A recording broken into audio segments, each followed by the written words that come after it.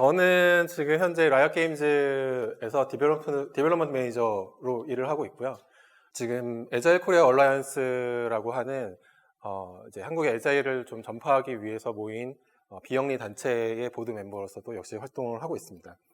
지금 저한테 주어진 시간이 30분인데 제가 좀 준비하면서 좀 고민을 되게 많이 했어요. 왜냐면은 이제 보시면 아시겠지만 이제 컬처라는 주제, 에자일이라는 주제, 그리고 이걸 어떻게 만들 거냐, 이게 사실 이 주제 되게 쉽게 얘기할 수 있는 주제는 아니라서 이걸 30분 안에 어떻게 녹여낼지를 좀 고민을 되게 많이 했거든요. 그래서 제가 이제 슬라이드를 정리하면서 이제 키를 잡은 거는 이제 제 세션을 듣고 돌아가시는 분들 같은 경우에는 두 가지를 꼭 가져가시면 하는 바람으로 이제 좀 주제를 잡았고요. 첫 번째는 에자일이란 무엇인가에 대한 좀 개념적인 정의를 먼저 좀 확실하게 좀 말씀을 드리고 싶다라는 생각을 했고, 두 번째는 앞에 승민님도 그렇고 이제 그 지연님도 그렇고 에자일에 대한 많은 좋은 얘기들을 많이 해주셨는데, 이제 보통 이제 다른 곳에 가서도 이야기를 하면은 듣게 되는 질문들이 그거예요. 그래서 어떻게 해야 되는데, 어디서부터 시작을 해야 되는데, 정말 밑바닥부터 생각을 해봤을 때 정말 맨 처음에 시작해야 되는 게 뭔데? 라는 부분에 대한 질문을 되게 많이 받거든요. 그래서 제가 답을 드릴 수는 없겠지만 여러분들이 그 지점을 시작할 수 있는 그 지점에 대한 고민을 하시는데 이제 작은 힌트를 드릴 수 있는 제 경험에서 나온 그런 힌트를 드리는 이제 공유하도록 한번 슬라이드를 준비를 해봤습니다. 첫 번째 결론부터 말씀을 드리자면은 에자일은 무엇인가 라는 부분인데요. 에자일은 마인드셋이다 라고 저는 이제 정리를 하고 싶어요. 마인드셋이라는 거가 뭐냐면은 결국에는 내가 어떻게 생각을 하고 어떻게 행동을 하느냐에 대한 모델링이 되어 있는 게 마인드셋인 거죠. 근데 에자일이라는 거는 사실 앞에서 승기님도 한번 말씀하셨는데 4가지의 가치와 12가지의 원칙으로 이루어져 있는 그냥 선언문이 사실 그 에자일 전부 다예요, 사실은. 이제 여러분이 구글에서 에자일 매니페스토 찾아보시면 나오는 그 홈페이지에 나와 있는 그 2페이지짜리 그 내용이 사실 에자일 저게 전부 다예요. 근데 이제 우리가 그 에자일에서 지향하는 가치라는 것을 우리가 개인에게 또는 우리 구성원에게 또는 우리 조직에게 적용하려고 한다고 할 때 필요한 거는 실제로 그러한 가치들을 구현해 주는 데 도움을 주는 이제 실천법들이죠. 프랙티스들이죠. 그래서 이제 에자일이 나온 이후에 많은 이제 그 선구자분들이 좋은 프랙티스들을 많이 만드셔가지고 많이 공개를 해주셨어요. 그래서 에자일이란 무엇인가, 에자일에 도움이 되는 프랙티스는 무엇인가라는 거는 책도 있고 인터넷에 찾아보시면 굉장히 많이 있습니다. 그리고 그런 좋은 프랙티스들을 모아가지고 방법론으로도 만들고 이제 프레임워크로도 만들어서 우리가 공부할 수도 있고 찾아볼 수 있는 자료도 굉장히 많이 있어요. 한 가지 이제 좀 우려되는, 최근에 특히 한국의 상황에서 우려되는 흐름 중에 하나가 뭐냐면은 우리는 에자일을 하고 있어. 우리는 에자일로 지금 도입하려고 고민하고 있어. 에자일 하고 있어 라고 이야기하는 곳들을 살펴보면은 에자일 프랙티스들을 어떻게 하고 있는가, 프랙티스들을 따라하는 것, 그것에 초점을 두고 에자일을 하고 있다라고 이야기하는 경우들이 좀 왕왕 있거든요. 일단 제가 보는 관점에서 말씀드리면은 단순히 우리가 에자일 프랙티스를 하고 있다라는 관점에서만 놓고 이야기하자면은 저는 그게 에자일을 하고 있다라고 이야기하기는 되게 어렵다고 봅니다. 앞에 SAP 사례에서 마지막에 보여주셨던 이제 그 소설 있잖아요. 저도 그거 보면서 굉장히 웃으면서 재밌게 읽었는데요. 아마 많은 분들이 보셨을 거예요. 그러니까 그 자리에서 사람들이 데일리 스탠드업을 하면서 그 프랙티스를 따라하는 것만 가지고는 그 조직에서 사람들이 에자일을 하고 있다라고 이야기하기는 굉장히 어려운 거죠. 왜냐하면 거기 안에서 보여지고 있는 우리가 경험하고 볼 수 있는 모순들이 당연히 바로 느껴지니까요. 그렇기 때문에 에자일이라는 것은, 우리가 에자일 한다라는 것은 단순히 프랙티스를 따라하는 게 아니라 그 프랙티스를 통해서 실제로 우리 조직 안에 어떻게 에자일이 만들어지고 있는가, 그러니까 에자일화 되어 가는가, 에자일로 변화되어 가고 있는가에 대한 이야기를 하는 겁니다. 그게 바로 이제 이 슬라이드에 나와 있는 것처럼 doing 에자일을 통해서 being agile을 만들어가는 과정인 거죠.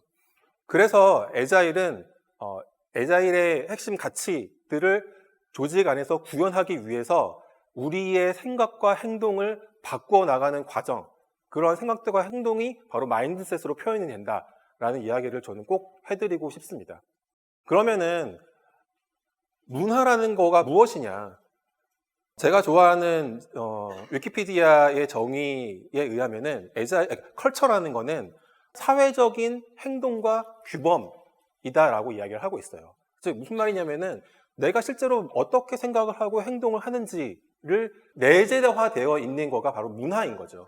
그런데 문화가 왜 문제냐면요, 우리는 모두 다 다르기 때문이에요. 가족의 예를 잠깐 들어볼게요. 우리가 이제 집에 있다가 밖에 나가서 친구를 만나서 야, 우리 집의 문화는 이래 라고 이야기할 때 그 이야기하는 내용이 내가 안에 내 내면에 가지고 있는 생각과 괴리감이 없죠. 그냥 내가 우리 집은 어떻게 어떤지를 그냥 얘기하면 되니까. 근데 조직에 가서, 회사에 가서 이제 문화에 대한 이야기를 할 때 괴리감을 느끼게 됩니다. 왜? 실제로 선언되어지는 문화와 실제 조직 안에서 사용되어지는 문화가 다르기 때문이에요. 예를 들어서 우리 회사는 예를 들어 대표님이 이제 1월 초에 보통 다 직원들 모아놓고 얘기 같은 거 좋은 말씀들 많이 해주잖아요. 그러면은 올해는 이런 얘기를 했다고 칠게요. 올해 우리 회사에 지향하는 우리 회사의 미션은 비전은 고객 중심 경영입니다. 이런 얘기 많이 들어보셨을 거예요. 또 다른 또 좋은 얘기들 되게 많이 들어보셨을 거예요. 근데 문제는 그거죠. 실제로 선언되어지는 명제들과 실제 내가 속해 있는 그 팀에서, 조직에서 워킹되는 이론은 다르다는 거예요. 물론 이제 그 갭이 가까우면 가까울수록 그 회사의 조직 문화는 굉장히 좋은 조직 문화겠죠. 그게 그 조직 문화가 지향하는 게 어떤 방향이든 간에 일치되어 있다는 것만으로도 굉장히 가능성이 높은 조직인 거예요. 근데 실제 우리는 고객 중심 경영을 지향하는 회사입니다 라고 홈페이지에 딱 써놓고는 실제 팀에 가서 어떤 의사결정을 할 때 고객에게 이익이 되는 방향으로 결정을 하지 않고 내가 속해 있는 조직이 또는 내가 속해 있는 회사가 이익이 되는 방향으로, 고객의 이익과는 반대되는 방향으로 의사결정이 이루어지는 경우라면은 우리 조직 안에 속해 있는 사람들의 마음속에 이제 내재되는 문화는 우리 회사는 실제 선언되어지는 것과 실제 워킹되는 것, 그 문화가 다르구나. 그 다음에 일어나는 현상은 뭘까요? 위에서 어떤 얘기를 하든 안 듣게 되는 거죠. 들을 필요가 없으니까요. 왜? 실제 그렇게 귀담아 듣고 행동하는 사람만 이상한 사람이 되는 문화니까요. 근데 왜 이런 현상이 발생되느냐? 아까 말씀드린 것처럼 우리는 모두 다 다르기 때문이에요. 그런데 조직으로 모여서 공동의 목표를 이루기 위해서 얼라인을 하려고 하기 때문에, 하나로 묶으려고 하기 때문에 컬처가 문제가 되는 겁니다. 그래서 조직의 문화를 볼 때 되게 많은 여러 기준들이 있을 수 있겠지만은 저는 크게 두 가지 포인트를 가 가장 중요하다고 저는 생각을 하는데요. 첫 번째는 뭐냐면은 비즈니스를 바라보는 뷰와 그 조직의 구성원들, 사람을 바라보는 뷰에 따라서 이 회사의 컬처가 어떤 건지를 구분할 수 있는 가장 큰 기준이라고 저는 생각을 하거든요. 첫 번째, 비즈니스를 바라보는 관점에서는 조직 중심의 컬처가 있어요. 그러니까 프로덕트 중심의 컬처예요. 그 반대에는 고객 중심의 컬처가 있습니다. 그러니까 조직 중심의 컬처라는 거는 어떤 거냐면, 예를 들면 이런 거예요. 고객에게 무엇을 팔지 우리가 설계하고 기획해서 결정해서 만들어서 고객에게 물건을 팔고, 이 물건을 팔고 그걸로 돈을 벌자라는 거예요. 반대로 고객 중심의 컬처라는 건 뭐냐면은 고객이 필요로 하는 가치가 무엇인지를 살펴보고 그것을 만족시키기 위해서 우리가 무엇을 할지를 고민을 하는 거예요. 결과적으로 고객에게 무언가를 전달을 해서 돈을 벌어서 조직을 계속 운영해 나간다는 것은 동일할 수 있겠지만은, 시작점이 다르기 때문에 그 안에서 구성원들이 고객을 바라보는, 고객에 대해서 고민하는, 우리가 무엇을 할지, 어떤 행동을 할지, 어떤 결정을 내릴지에 대한 기준점이, 의사결정의 기준이 다르게 됩니다. 또 한 가지는 구성원들을 바라보는 뷰인데요. 앞에서 그로스 마인드셋에 대해서 굉장히 자세하게 잘 설명해 주셨는데요. 조직에서 구성원들을 바라볼 때 픽스드 마인드셋의 관점으로 바라보는 것과 그로스 마인드셋 관점으로 바라보는 것이 완전히 다릅니다. 완전히 다른 문화를 만들어냅니다. 즉, 픽스드 마인드셋의 컬처를 가지고 있는 조직이라고 하면은 이미 모든 구성원들의 역량은 이미 고정되고 있고 결정되어 있기 때문에 더 이상 성장할 필요가 없는 거예요. 그렇기 때문에 성장에 투자할 필요도 없는 거죠. 왜? 그리고 어떤 부족한 역량이 있으면 그런 역량을 갖춘 사람을 외부에서 데려오면 돼요. 그리고 역량이 부족한 사람 내보내면 되고요. 여기에는 성장과 변화라는 개념이 굉장히 희박한 거죠. 반면에 그로스 마인드셋의 컬처를 가지고 있는 조직에서는 구성원들이 성장할 수 있다고 봐요. 모든 사람들은 다 성장할 수 있는 가능성을 가지고 있다고 믿고, 그렇기 때문에 사람에게 투자를 하고 내부에서 역량을 기르는데 많은 시간과 투자를 하게 됩니다. 이러한 문화는 한두 가지 요소로만 이루어지는 게 아니라 조직을 구성하는 5개의 큰 엘레멘트들, 요소들이 모여서 문화를 만들고, 그 문화가 이러한 조직 내 5가지의 요소들을 지지해주는 형태로 만들어지게 됩니다. 리더십과 전략과 조직 구조와 그다음에 어떻게 일을 하는지에 대한 프로세스, 그 다음에 구성원들, 이 5가지의 요소로 조직은 이루어져 있다라고 이제 얘기를 하는데요. 이 5가지의 요소들 중에서 저는 개인적으로 가장 중요한 요소는 맨 위에 있는 리더십이라고 저는 생각을 해요. 왜 그러냐면은 리더십에서 가지고 있는 가치, 리더십이 지향하는 그 가치가 바로 그 조직에서 지향하는 전략이 되고, 그 다음에 조직 구조로서 나타내고 어떻게 일을 하는지가 반영이 되는 거죠. 그리고 그 조직 안에 있는 구성원들은 그러한 가치들, 그러한 구조들의 영향을 받아서 내재적인 믿음을 만들어가게 됩니다. 우리 회사는 이런 회사야. 새로운 사람이 들어와도 이제 만나서 이제 이야기를 해주겠죠. 우리 회사는 이런 회사야. 우리는 이렇게 일해. 우리는 무언가를 이제 명시적으로 이렇게 얘기하지는 않겠지만은 그러한 여러 가지 행동과 또는 말들을 통해서 사람들에게 영향을 주고, 그러한 것들이 다시 문화로 규범화되고, 그러한 문화들이 다시 규범들을 강화하는 그러한 영향을 주고받는 형태를 가지게 됩니다. 그렇다고 하면은, 지금까지는 이제 문화라는 것이 어떤 것이냐에 대한 얘기를 했었는데, 그렇다고 하면은 애자일 컬처로 바꾸려면 어떻게 해야 되느냐에 대한 얘기로 좀 넘어가 보도록 할게요. 지금 밑에 소스에도 제가 이제 적어놨었는데, 버전 1이라고 하는 이제 그 미국에 있는 회사가 있는데, 이 회사에서 매년 전 세계에서 가장 규모가 큰 애자일 관련 서베이를 진행을 하고 있습니다. 작년에 이제 12회차를 진행을 했고, 올해도 지금 서베이를 진행을 하고 있어요. 근데 이 서베이에서 이제 매년 이제 서베이 일관성을 위해서 매년 이제 비슷한 질문들을 계속 하고 있겠죠. 작년에 이제 했던 서베이의 질문들 중에서 이런 질문이 있었어요. 조직의 애자일을 적용하려고 할 때 가장 많이 받게 되는 챌린지가 무엇이냐라는 이제 서베이 질문이 하나 있었는데요. 거기에 나왔던 탑 3의 그 답을 살펴보면은 애자일 가치에 대한 조직의 문화적인 어떤 의심 같은 거가 가장 첫 번째였었고요. 두 번째는 조직적으로 변화에 저항하는 부분이 두 번째였었고, 세 번째가 매니지먼트 레벨에서의 스폰서십과 서포트가 부족하다라는 세 가지가 가장 그 사람들이 많이 이제 조직의 애자일을 적용할 때 받는 챌린지라고 대답을 했는데요. 사실 이게 살펴보면은 들어보시면은 느끼시겠지만, 대한민국에서 어떤 만약에 무언 애자일을 도입한다라고 할 때 여기 계신 이제 HR 분들이 예상할 수 있는 저항들, 챌린지들과 크게 다르지 않습니다. 그러니까 이게 다른 나라라고 해서 서구권에 있는 다른 나라라고 해가지고 사실 다르지 않아요. 사람 사는 건 대단히 비슷비슷해요, 결국에는.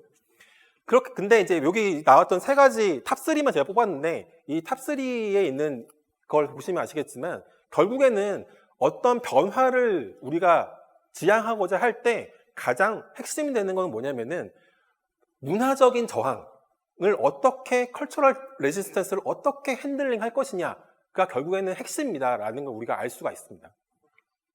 트랜스포메이션 할 때 제가 이제 크게 세 가지 전략에 대해서 말씀을 드릴 텐데요. 첫 번째는 프로세스 리드 방식이에요.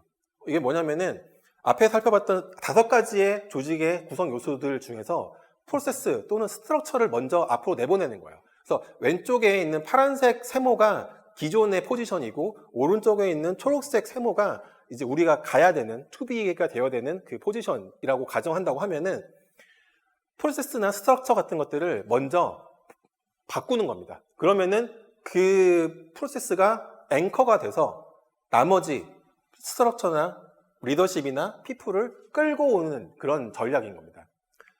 두 번째는 팀 리드 방식이에요. 올가니제이션 리드 방식인데요.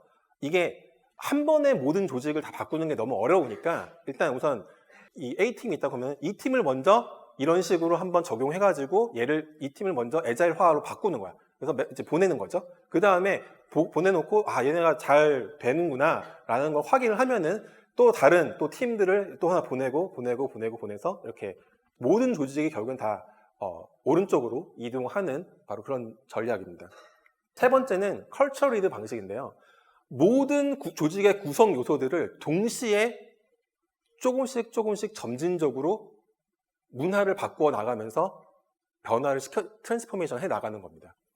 이 세 가지, 앞에 말씀드렸던 이 세 가지 방식 중에서 제가 거의 모든 경우에 있어서 프로세스 리드 방식은 단 한 케이스도 성공한 케이스를 보지 못했어요.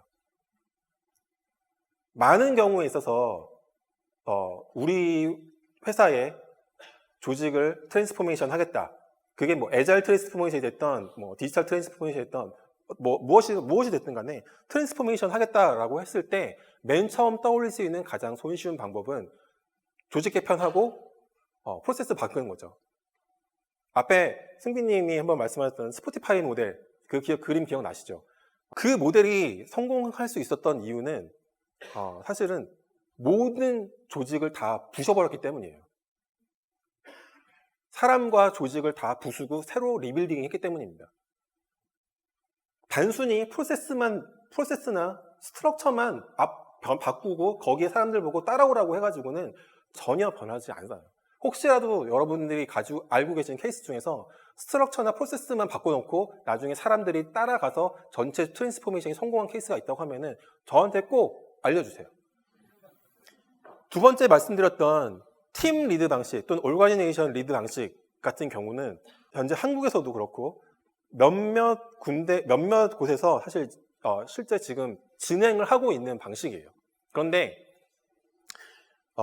그 방식이 나중에 시간이 흐른 다음에 전사적으로 그렇게 해서 다 트랜스포메이션 완료될 수 있느냐 없느냐라는 결론적인 부분에 대해서는 저는 말씀드리고 싶진 않고 한 가지 확실하게 말씀드리고 싶은 수 있는 부분은 뭐냐면은 맨 앞에 가 있는 그 팀이 겪게 되는 저항은 정말 상상을 초월할 정도의 저항입니다.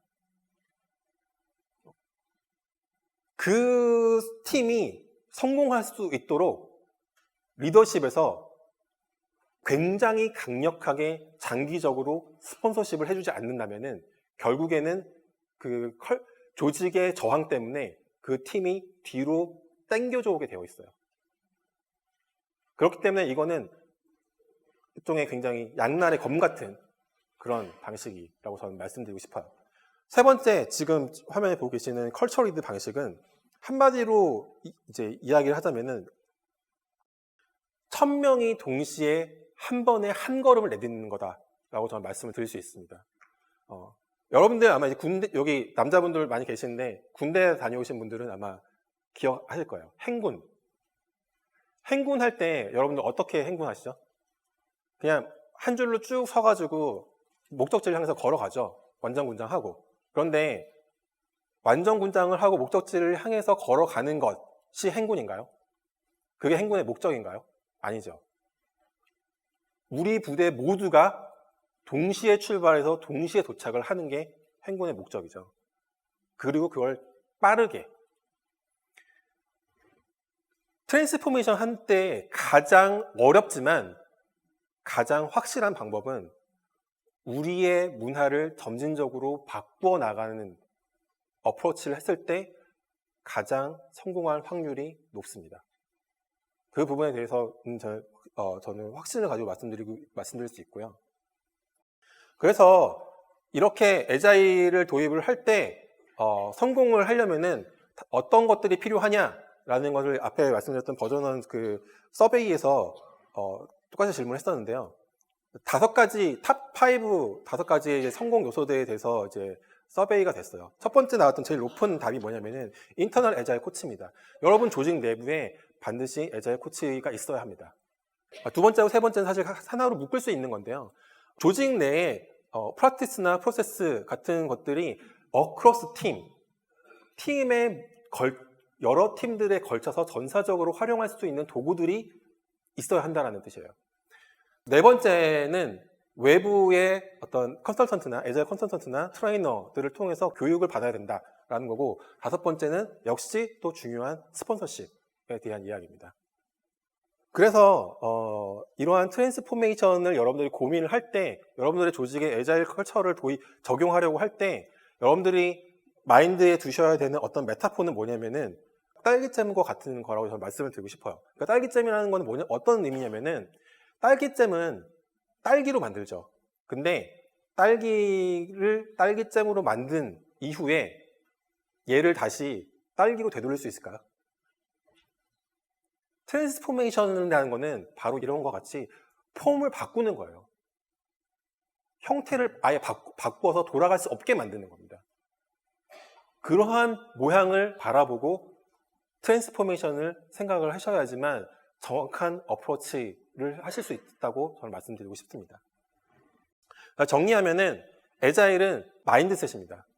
우리의 마인드셋을 바꾸는 것입니다. 단순히 프랙티스를 적용하고 따라하는 것만 가지고 에자일이라고 이야기할 수 없습니다. 그리고 그러한 마인드셋은 고객 중심적인 마인드셋과 그 다음에 그로스 마인드셋, 비즈니스와 구성원들을 바라보는 뷰를 바꾸는 것입니다. 두 번째는 에자일 프랙티스들을 적용하는 것은 우리가 그런 에자일화 되어가는 것을 지향해야 된다는 걸 다시 한번 말씀드리고 싶고요. 그리고 이러한 트랜스포메이션은 반드시 모든 조직의 구성 요소들이 함께 가야지만 성공할 수 있습니다. 그리고 이러한 트랜스포메이션을 이제 수행을 할 때, 트랜스포메이션이 일어날 때 저항이 있는 거는 되게 당연한 거예요. 저항이 일어나는 거에 대해서 상처받지 마시고 그러한 저항이 일어나는 것들을 당연하게 생각을 하시고, 그러한 저항 이면에 있는 사람들이 갖고 있는 심리적인 요소들이 무엇인지를 바라볼 수 있는 에비던스로 생각하시면은 그게 오히려 트랜스포메이션을 더 잘할 수 있는 힌트를 줄 수 있을 거라고 저는 생각을 합니다. 그리고 네 번째 이제 중요한 부분은 주변의 도움을 받으세요. 그런 얘기를 많이 들어요. 예를 들어서 HR에서 우리 구성원들을 위해서 뭔가 굉장히 좋은 제도를 또는 어떤 복지 같은 걸 준비를 해서 사람들한테, 우리 팀 구성원들, 이제 회사의 구성원들한테 이렇게 딱 어나운스를 했어요. 근데 돌아오는 반응이 싸늘해. 그럼 또 상처를 받아요. 우리 팀은 HR에서 이렇게 고민을 해서 사람들한테 이렇게 좋은 걸 해주고 싶어가지고 고민을 해서 이렇게 딱 했는데 왜 사람들이 이렇게 좋아하지 않지? 이 어프로치가 전형적인 공급자 마인드거든요. 내가 저 사람들한테 필요한 거는 이거니까 내가 이걸 만들어서 저 사람들한테 줘야지. 그러면 좋아하겠지라는 공급자 마인드예요. 근데 그게 아니라 이 제도를 통해서 수혜를 받는 사람들 입장에서 필요한 게 무언지를 먼저 물어보고 접근을 하는 커스터머 센터링 마인드로 어프로치들을 하셔야지만 성공할 수 있을 거라고 말씀드리고 싶고, 주변에 이러한 고민들을 먼저 했던 사람들이 저로 같은 또는 승빈님 같으신 분들이 많이 있거든요. 그런 분들 또는 지금 현재 에자일을 적용하기 위해, 조직의 에자일을 적용하기 위해서 고민하고 있는 모임들이나 그런 것들이 많이 있습니다. 그래서 그런 곳을 찾아서 지금 현재 우리 조직의 고민이 무엇인지 한번 나누어 보시고 얘기를 들어보시고, 또는 오늘과 같은 이런 자리들도 굉장히 큰 도움이 되실 거라고 생각이 듭니다.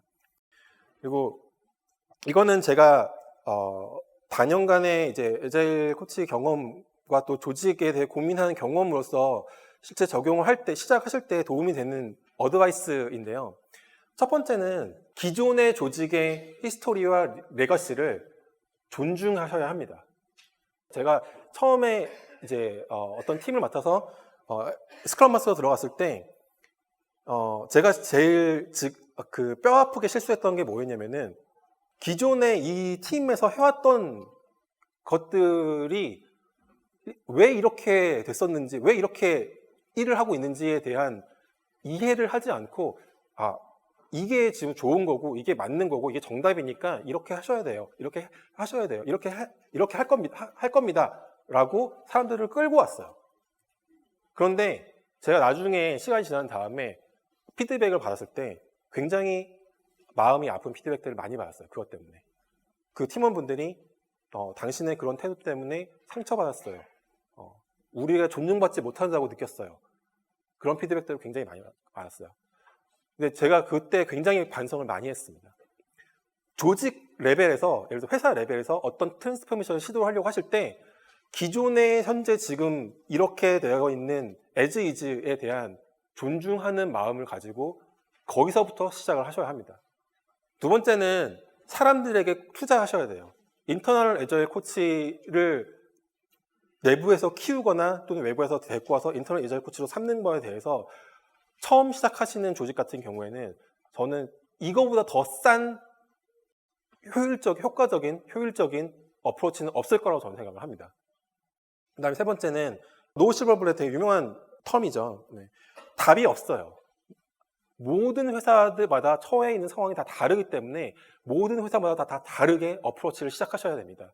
절대로 규범화되어 있는 틀이나 프레임워크를 그대로 조직에 주입하려고 하시면 안 돼요.